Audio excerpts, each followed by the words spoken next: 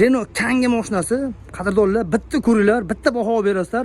Bu mashinadagi bor funksiya Cobalt'da ham yo'q, Nexus 300 da ham yo'q, uncha Gentrezda ham yo'q. Mashinani qarang-da.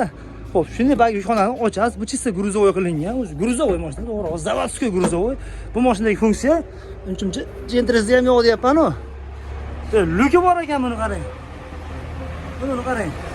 Mashinaning narxi vobshe arzon, unchasini olib kirib bag'ilab tursiz ham bo'lar ekan, uncha negativlari bor ekan. Mana shu yerda shunday qo'yib turib, onasini yendirib o'rsa bo'lar ekan.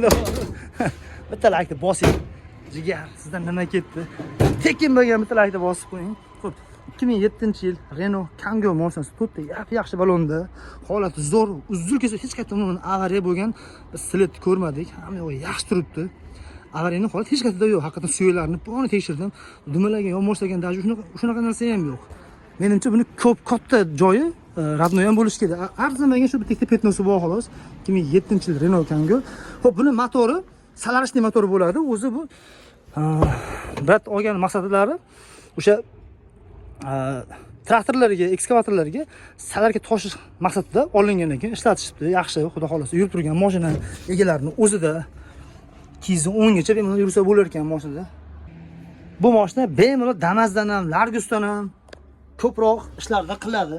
Anchagina baquvvat. Salarishli motorlar bilasizlar, ancha ishonarli bo'ladi.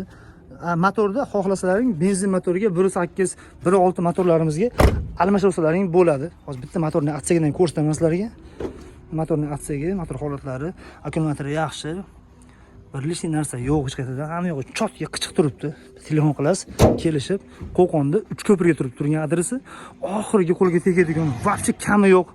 Umuman uzr-kesar kami yo'q degan narxi $2950 berishyapti. General Davinsda muammo yo'q ekan, bemalol GMP'largacha qilib berishaverar ekan.